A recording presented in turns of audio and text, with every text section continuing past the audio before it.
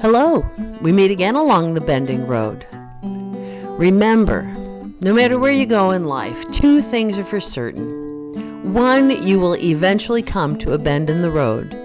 And two, God will always see you through. If you're watching on YouTube, would you hit that thumbs up button? You can also click the subscribe button so that you will know when I upload my next video.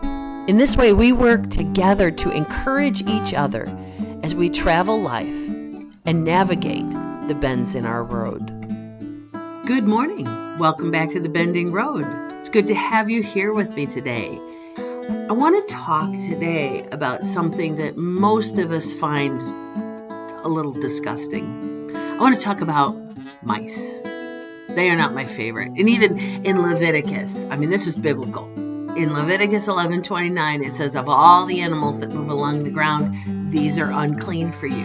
The weasel, the rat, or the mouse, right? And any kind of great lizard. Well, I don't worry much about lizards, not certainly around here. The weasels, I've never seen one in my daily life. But mice, I'm telling you what, I do not care for mice. Now, I'm not that screamy type person. If I see one, if it startles me, I might scream. But I'm not, an ooh, icky, and stand up on a chair kind of person. I just want to do away with them. And, I love them outside. They do their thing. They do what they're supposed to do. They had a job too when God created them. But not in my house. I don't want you in my house. Well, I gotta tell you, the other day we went to the camper. We have a campground, and when I went into the camper, I looked in this storage area, and I thought, oh no, there were little shreds of paper all over. Perfect sign that there's something in there. Well, we were tired. We had gotten in late, and Dave said, let's just go to bed. We'll deal with it in the morning. So the next morning, I got up, and sure enough, I pulled all the stuff out of the storage area, and I had, this is my fault. I left some toilet paper and some paper towels up there that I just stuck up there. Now, normally everything goes in a bin. I'm really super careful. We don't leave food stuff up there.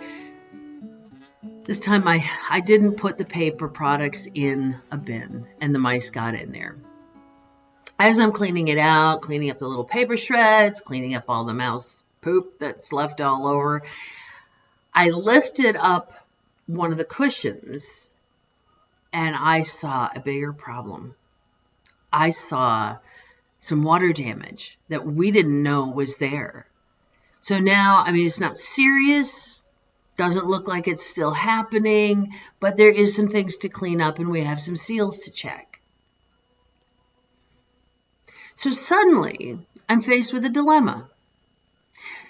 Am I supposed to be thankful for this mouse? I wasn't so thankful for the mouse when I found all the shredded paper around. I wasn't so thankful for the mouse when I had to throw away paper products, which are expensive. But that mouse pointed me in the right direction. It gave me a clue as to something else, something bigger that was going on. I've seen God work in this way so many times, where I've had to kind of backpedal and say, Lord, thank you for that mouse. I am thankful for the mouse in my house. We hear these kind of stories all over.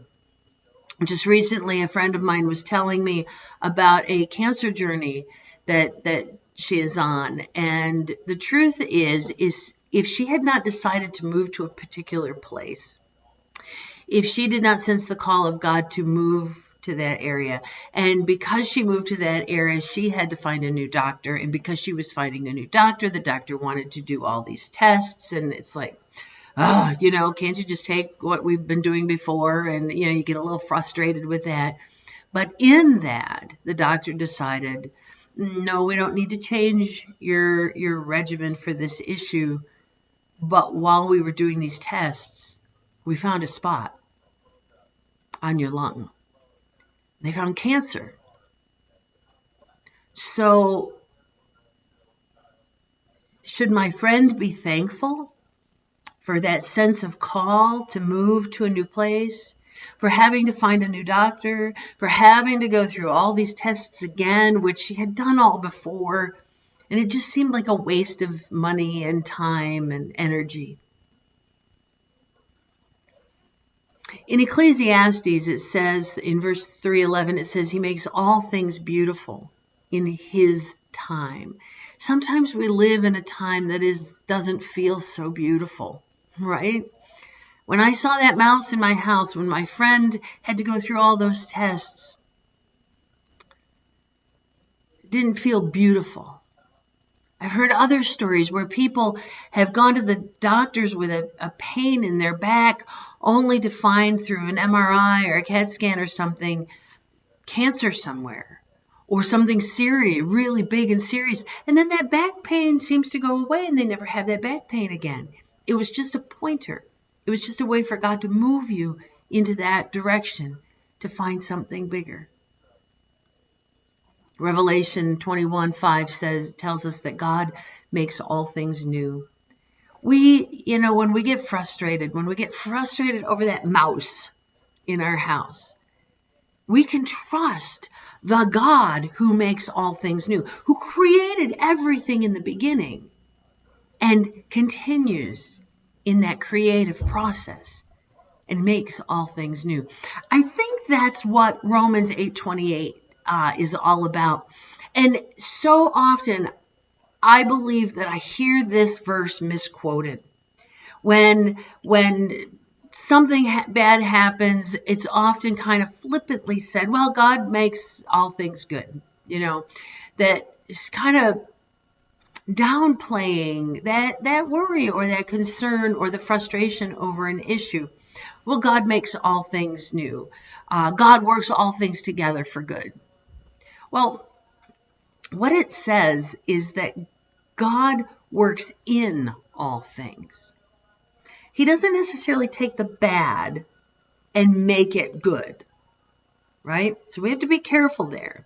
If I suddenly find myself in a tragedy and it's very expensive and I find myself in debt beyond what I can manage, this verse is not saying, well, God will send somebody to pay off that debt and you will be debt free. If I find that I have a sudden illness, this verse is not telling me that God will just automatically heal me because that's His purpose.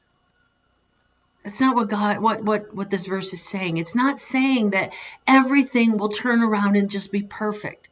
But what it is saying is that in this bad situation, in that example of debt, in that illness, in my friend having to go to a new doctor, and in the mouse in my house, in that situation, we still have to deal with those situations. But in that situation, God is going to work something good. Maybe it'll be a lesson that we learn. Maybe it'll be somebody we meet. Maybe God will point to a bigger situation that we need to deal with. Maybe God will point at a sin issue or an idol issue that we have in our lives. Just because it works, it says it works for the good. We assume that we will be recipients of that good and that all will be wonderful and that all will be fixed. But that doesn't mean that all will be fixed. It means that in our difficult situation, and in the good situations, in the good, the bad, and the ugly, in every situation, God is at work, bringing about His purpose for those who love Him and who have been called according to His purpose. That's good news. That is good news. Even when we see things that are hard, even when we find that mouse in our house, we can know that even though that mouse may be there forever and we may battle this forever, God is working in that situation for something. something good in His purpose.